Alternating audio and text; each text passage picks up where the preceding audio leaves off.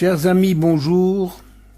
La Parasha Vayeshev introduit le problème auquel tout un chacun est confronté, à savoir la place du matériel et du spirituel dans une vie d'homme. Il est des êtres qui sont préoccupés que par des soucis, par les soucis matériels, qui ne sont préoccupés que par les soucis matériels, qu'ils rencontrent au quotidien, alors que, à l'opposé, certains ne sont préoccupés que par leur vie spirituelle, par exemple les ascètes qui vivent retirés du monde. Yosef n'appartient ni à la première ni à la seconde catégorie. Qui est ce personnage biblique qui va devenir le nourricier de l'Égypte et l'un des rouages clés de l'histoire du peuple juif, puisqu'il est l'ancêtre du Mashiach ben Yosef, qui doit précéder et annoncer le Mashiach ben David, le Messie sauveur de l'humanité, dont nous attendons la venue, et bien qu'elle se fasse attendre, cette venue, nous l'espérons chaque jour, comme l'exprime le Rambam Maïmonide dans ses 13 articles de foi à Imam. Nous avons de nombreux détails sur la naissance de Yosef, sa jeunesse, son engagement dans la vie, son mariage et la naissance de ses enfants, qui deviendront d'ailleurs 2 des 12 tribus d'Israël. Yosef est appelé Yosef HaTzadik, c'est-à-dire Yosef le juste, si on peut traduire ainsi, Tzadik. C'est plus que juste, c'est un saint homme. Titre qui est rarement donné dans la tradition juive. Insolite et imprévisible, au caractère apparemment naïf, Yosef est en réalité un homme d'une grande intelligence qui sait tirer parti de chaque situation. Yosef va jouer d'ailleurs un rôle de premier plan dans la genèse de l'histoire du peuple d'Israël. Nos sages nous dévoilent que certaines situations sont directement inspirées ou initiées par Dieu lui-même, afin que se réalise le projet divin et les promesses faites aux patriarches. Sans cette approche, bien entendu, il est incompréhensible de voir Yosef agir dans le sens où il s'est engagé. Voici quelques situations où le comportement de Yosef nous étonne. Par exemple, il sait qu'il est le préféré de son père, puisque Jacob ne se contente pas de ressentir cette préférence, il la traduit en acte en confectionnant une tunique multicolore pour son fils, suscitant ainsi la jalousie de ses frères. Eh bien, Yosef, conscient de cette jalousie et de cette haine, aurait pu éviter de raconter à ses frères les rêves qu'il a eus, pas seulement le premier, qui suggère qu'il sera un roi et ses frères ses sujets, on peut considérer comme un fantasme, mais il leur a raconté un second rêve où il implique ses parents. Plus tard, lorsque son père l'envoie porter de la nourriture à ses frères et pour s'enquérir de leur santé, Yosef aurait pu refuser à cause du danger. Or, il n'hésite pas à obéir en fils dévoué. Il pouvait deviner d'ailleurs qu'il ne serait pas reçu avec un tapis rouge, ni avec des fleurs, et pourtant, Yosef accomplit la volonté du Père sans trop poser de questions. La seule question qu'il se pose, et qu'il se posera tout au long de sa vie, a été exprimée lorsqu'il ne trouve pas ses frères à l'endroit indiqué par son Père. Cette question va être d'ailleurs posée par les responsables des communautés juives tout au long de l'histoire, Et Achai Anochi Mevakesh, je suis à la recherche de mes frères. Yosef a-t-il conscience du destin singulier qui sera le sien, ou bien n'est-il qu'un homme de foi, un homme qui craint Dieu, et dont la crainte de Dieu n'est pas pour la façade. Ce n'est pas un Tartuffe, et il aura l'occasion de le prouver lors de ses déboires avec Madame Poutifar, qui ne cessait de le harceler en lui faisant des avances sans équivoque. Le secret aurait été certainement bien gardé, et une aventure avec une aussi belle femme aurait tenté bien des hommes. Yosef, lui, a la crainte de Dieu, même à l'abri des regards. Et il a conscience qu'en cédant à ses instincts sexuels, il ne faudrait que devant Dieu seul. Yosef prouve qu'il possède une très forte personnalité, malgré les apparences, et qu'il agit toujours avec droiture, malgré les écueils et les dangers qui se profilent à l'horizon. Rappelons à ce sujet que le roi David avait demandé à Dieu de figurer parmi les patriarches, mais il fut incapable de maîtriser ses sens dans une situation de confrontation avec la beauté d'une femme. Yosef est donc un homme exceptionnel, d'autant plus qu'il était éloigné de sa famille, et l'épreuve était d'autant plus ardue et plus cruelle qu'il était conscient du prix à payer pour préserver sa vertu et sa foi en Dieu. La figure de Joseph est devenue emblématique. Il est l'image de l'homme capable de résister, de dire non quand il le faut et oui quand la situation l'exige. Il a mérité le titre d'un tzaddik. Or, le tzaddik, dont la place au sein du peuple juif a toujours été primordiale, surtout depuis l'avènement du chassidisme, un tzaddik qui est consulté, que l'on vient voir, ne donne pas toujours sa bénédiction. Il sait comment renvoyer le consultant en lui faisant prendre conscience de ses responsabilités et de la nécessité de s'engager dans une autre voie. Donc le tzaddik doit savoir dire non. En ce sens, on comprend mieux ce que dit la Mishnah « Ve'amer kulam tzadikim » Ton peuple, ô Éternel, n'est constitué que de tzadikim, d'hommes exceptionnels, d'hommes justes. Est-ce possible que tous les juifs soient des tzadikim? Mais justement, tout au long des âges, au prix de leur vie, les juifs ont su dire non à leurs tortionnaires qui voulaient les détourner de leur foi en leur proposant des avantages matériels et une vie facile. On comprend mieux aussi le caractère apparemment naïf de Yosef. En fait, son caractère est entier. Lorsqu'il rapporte les agissements de ses frères, des agissements répréhensibles en apparence, parce qu'il pensait que son père saurait mettre fin à ses transgressions. La Torah nous donne ici une grande leçon de pédagogie en passant. Si nous voyons notre prochain mal agir, on doit lui en faire la remarque dans la mesure où il est capable de prêter oreille à nos paroles. Et encore faut-il le faire en prenant maintes précautions pour ne pas le froisser. Il faut surtout éviter de l'enfoncer, de le diminuer, plutôt que de lui faire des reproches et de le traiter d'un rachat. Eh bien, on lui donnera de l'importance en éveillant ses capacités potentielles, en lui prodiguant des encouragements. Et plus on fera ceci, plus on aura des chances d'arriver à quelques résultats heureux. Ceci est valable aussi bien pour un enfant que pour un adulte. En fait, Joseph a médit de ses frères. Il aurait dû vérifier si la réalité correspondait à l'apparence. Et justement, à ce sujet, le Midrash nous dit que deux hommes considérés a priori comme intègres et justes ont été punis par l'Éternel à la suite de leur médisance. Ce sont Yaakov et Yosef.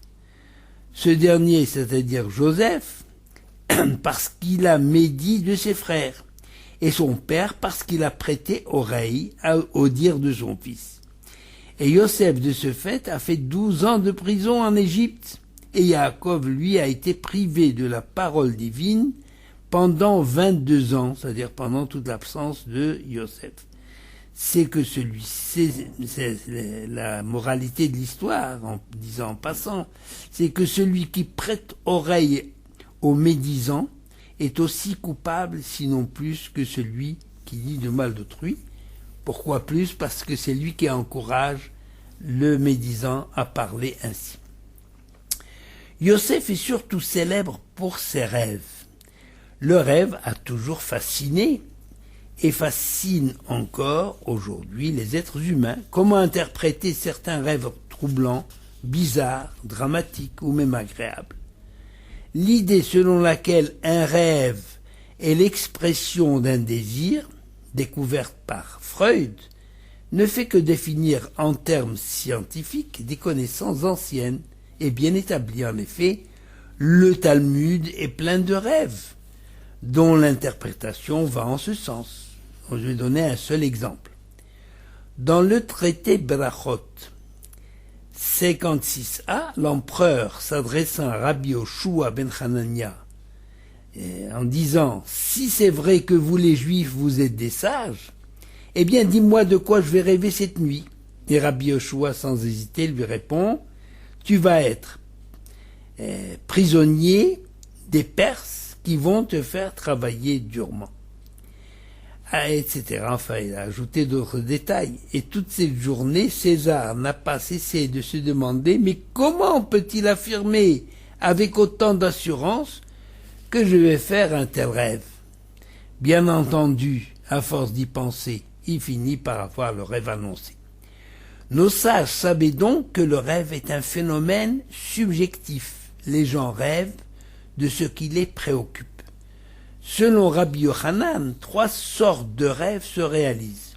Le rêve qu'on a le matin, le rêve qu'un ami a fait à votre sujet, et le rêve dont on entrevoit l'interprétation au cours du rêve lui-même. Certains ajoutent le rêve que l'on fait 2 fois. Ceux-là, peuvent se réaliser, et se réalisent en général. Il existe une autre catégorie de rêves dont parlent nos sages. Ce sont les rêves prophétiques, lesquels, comme leur nom l'indique, dévoilent des faits inconnus ou mystérieux, inconnus de celui qui fait le rêve. L'authenticité du rêve dépend de la clarté de la vision du visionnaire, mais cette vision est absolument objective, et elle est distincte de la personnalité de son auteur. C'est-à-dire qu'il arrive que le prophète soit parfois le premier surpris par le contenu de sa prophétie. L'exemple le plus parlant, c'est le prophète Jonas, choqué par le message reçu de Dieu, au point de fuir pour ne pas transmettre ce message aux habitants de Ninive, qui étaient des ennemis jurés d'Israël, et qui vont d'ailleurs détruire le royaume d'Israël un peu plus tard. Yosef n'a aucun doute sur l'origine divine de ses rêves. Quand il voit le sommelier du pharaon en train de presser 3 grappes de raisin dans la coupe du pharaon, il comprend immédiatement le sens du message. De même, quand il voit le pâtissier du pharaon avec ses 3 paniers sur la tête, avec des oiseaux en train de picorer les gâteaux, il a tout de suite compris qu'il s'agissait de la fin de ce pâtissier qui allait être pendu. Les spécialistes des rêves disent qu'il existe des clés d'interprétation, des symboles qui peuvent donner la solution du rêve. L'exemple nous est fourni par le rêve du pâtissier du pharaon, par l'illustration suivante. Un jour, sur la place du marché, un peintre avait représenté cette scène du panetier avec ses 3 paniers pleins de pâtisseries sur la tête. La peinture était tellement suggestive, tellement presque réelle, que des vrais oiseaux venaient picorer les gâteaux. Or, un philosophe qui assistait à la scène et qui a vu que les spectateurs s'extasiaient sur cette peinture tellement vivante, il leur dit « Mais ne voyez-vous pas que le personnage est figé ? S'il donnait l'impression d'un être vivant, eh bien les oiseaux n'auraient pas osé s'en approcher. » Eh bien, malgré cette possibilité d'interpréter les rêves en se basant sur des signes et des symboles, Yosef, lui, y voyait d'abord une annonce du ciel. D'ailleurs, cette réaction que Yosef manifeste devant le pharaon est exactement la même lorsqu'il lui interprète ses rêves, les rêves des vaches grasses et des vaches maigres. Et Yosef dit au pharaon, eh bien la chose elle vient du ciel. Pour mieux déceler le caractère de Yosef, il nous faut revenir à ses propres rêves, qui sont révélateurs des préoccupations profondes de ce jeune prodige, à la fois préoccupé par le sort de son peuple, du point de vue matériel, que du point de vue spirituel. Ses frères ne peuvent pas le suivre dans cette direction de sa pensée, parce que les bergers sont surtout préoccupés par les beaux pâturages pour leurs troupeaux. Si ce n'est pas en telle contrée, ils peuvent émigrer et chercher des terres plus propices, dans lesquelles ils ne sont que de passage, au gré des besoins de leur bétail. Et les pâturages ne sont pas le résultat des efforts ou de l'investissement des bergers. Tandis que Yosef leur parle de gerbes, il leur parle de champs, de terres qu'il faut travailler, sur laquelle il y aura une vie de sédentaires responsables avec une structure étatique, des gerbes qu'il faut lier à un roi et des sujets, c'est-à-dire l'incontournable unité de la population, malgré la diversité des individus. Ensuite, il leur raconte ses visions sur un peuple singulier, pas seulement préoccupé de nourriture terrestre, mais également de nourriture spirituelle, un peuple dont l'influence ne se confine pas à l'intérieur de frontières d'un petit pays, mais dont la lumière doit s'étendre et embraser l'univers tout entier. Yosef rejoint en fait et précise le rêve de son père Yaakov, en donnant à l'échelle une assise solide, c'est-à-dire une terre qui demande à être travaillée, alors que dans l'échelle de Jacob, il dit qu'elle était dirigée vers la terre. Ici, Yosef donne une terre qui est une terre qui doit être travaillée pour produire, mais en même temps une échelle dont le sommet atteint le ciel, avec son cortège d'anges, montant et descendant, qui sont des symboles des actions des hommes, en accord avec une volonté supérieure, dont les directives vivantes sont constamment en mouvement. De telles idées ne pouvaient que déranger les frères. D'abord, ils l'ont haï, mais enfin ensuite, ils l'ont pris en aversion, mais ensuite ils l'ont jalousé, parce que ces équilibrations venaient matérialiser l'ascendant qu'avait Yosef sur ses frères, du fait de sa position de préféré du père.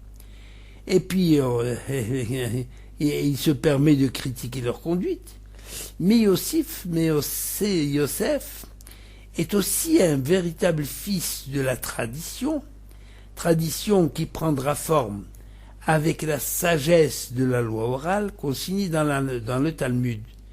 Et cette tradition dit la chose suivante: Im ein kemach en Torah, ve im en Torah en kemach. Ça veut dire, d'un côté, sans pain, il n'y a point de Torah. Si on ne peut pas se nourrir, mais on ne peut pas étudier.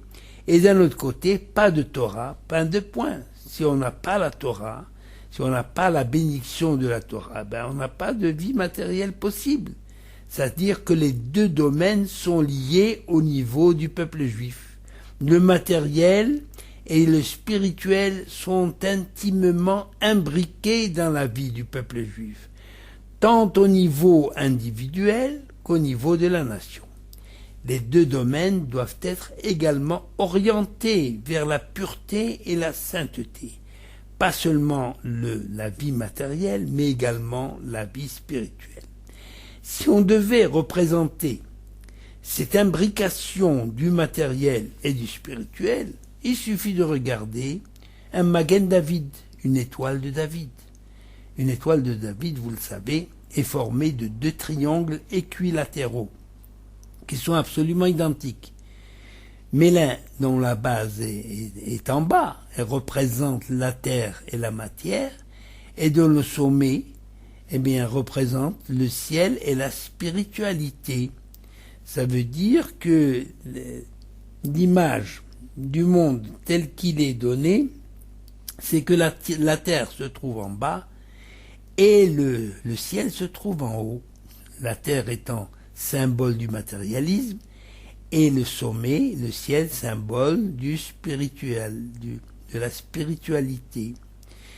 L'objectif du juif, justement, est de faire en sorte que la terre s'élève vers le ciel et que le ciel touche à terre. C'est-à-dire, en des termes plus simples, le juif doit sanctifier sa vie au niveau de ses occupations quotidiennes pour que la présence divine réside sur terre. C'est le triangle qui est à l'envers, la pointe en bas et la barre en haut. Yosef, donc, représente le point de passage de la vie des patriarches à celui des tribus d'Israël, et sur le plan spirituel, du passage de la loi écrite à celui de la loi orale. En incluant ces deux fils dans l'ensemble formé par les tribus d'Israël, puisque Yosef a donné naissance à Ephraïm et Ménaché, et qu'Ephraïm et Ménaché ont été considérés par Yaakov à même valeur que Réhouven et Shimon, eh bien, Yosef donne naissance à la vie du peuple juif, désormais organisé dans une structure définitive. C'est grâce aux deux enfants Ephraïm et Ménaché qui a eu les 12 tribus, puisque Lévi ne comptant pas, il y aurait eu 13, mais avec Lévi étant l'héritage de Lévi, c'est Hachem lui-même, donc c'est Yosef qui a donné la structure du peuple juif définitif. Yosef aurait pu rêver de 1000 choses pour parler de domination, telle que les frères l'ont comprise. Yosef, justement dans ses fantasmes, aurait pu se voir comme le roi et eux ce sujet. Mais Yosef voulait mettre l'accent sur cette idée révolutionnaire de la nécessité et de l'imbrication du matériel et du spirituel, facteur d'harmonie dans la vie du peuple et dans la vie de l'individu. Car, au sein du judaïsme, la connaissance de la Torah n'est pas réservée au seul rabbin. C'est chaque juif qui doit étudier toute la Torah, sans distinction des sujets que lui offre la tradition orale. Et l'autorité rabbinique n'est là que pour guider, montrer le chemin, ou bien pour résoudre les problèmes qui dépassent la compétence de l'individu. Yosef est, selon le Midrash, l'homme qui avait constamment le nom de Dieu dans sa bouche, qui croyait sincèrement et profondément que tout vient du ciel, que tout est entre les mains du ciel, à Kol Bidei Shamayim. C'est sûr, il se fiait à son intelligence pour organiser, pour prendre des initiatives et même pour se propulser au devant de l'histoire pour la seule gloire de Dieu, de qui il faisait dépendre sa réussite, quel qu'en soit le domaine. Son silence durant près de 22 ans était cruel pour son père, qui avait perdu l'inspiration prophétique et refusé de se consoler.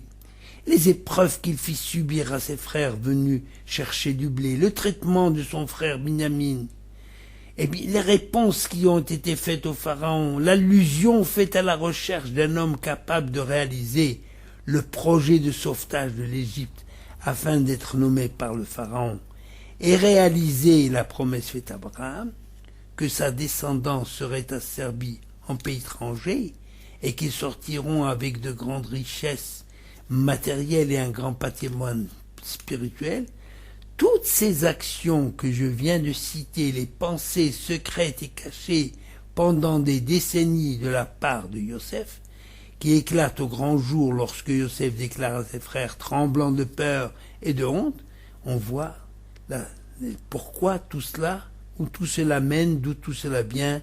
Il leur dit, ne soyez pas en colère contre vous-même de m'avoir vendu. C'est pour vous assurer une subsistance que l'Éternel m'a envoyé en Égypte devant vous. Ou encore cette phrase encore plus explicite. Ce n'est pas vous qui m'avez envoyé ici, mais c'est Dieu. Loatem, shelartem otim hena ki ema Elokim. Toute cette attitude d'un Yosef totalement dévoué ne l'a pas empêché d'être avant tout un homme. Et c'est ce qui le rend aussi sympathique, parce que justement, les héros bibliques sont aussi des hommes, avec leur grandeur et leur faiblesse. Eh bien, on voit ici Yosef avec ses frivolités, ses faiblesses. Pour quelle raison la Torah, par exemple, témoigne que Joseph était beau? Nous savons que la Torah n'a pas l'habitude de décrire l'apparence physique des personnages qu'elle nous présente. Et quand cela arrive, elle le signale dès la première apparition du personnage. Si la Torah en parle justement à cet endroit du récit biblique, c'est pour nous signaler que c'est en vue arrivée à cette situation de maître des lieux chez Potiphar, Yosef s'est mis à manger, à boire, à se soigner les cheveux. C'est ce que dit le Midrash, rapporté par Rashi. Alors le Saint béni soit-il lui dit, « Ton père est ton deuil, et toi tu te soignes les cheveux ? Je vais lancer un ours à tes trousses. » L'ours en question est bien entendu la femme de Potiphar. Ainsi, Joseph s'est laissé séduire par la Dolce Vita, par cette Égypte cultivée, opulente, regorgeant de luxe, mais aussi de luxure. Et comme l'écrit Nechama Leibovitch, Yosef s'est laissé aveugler par le pouvoir illusoire que son maître lui avait confié. Et il a oublié sa condition d'esclave et sa condition d'étranger.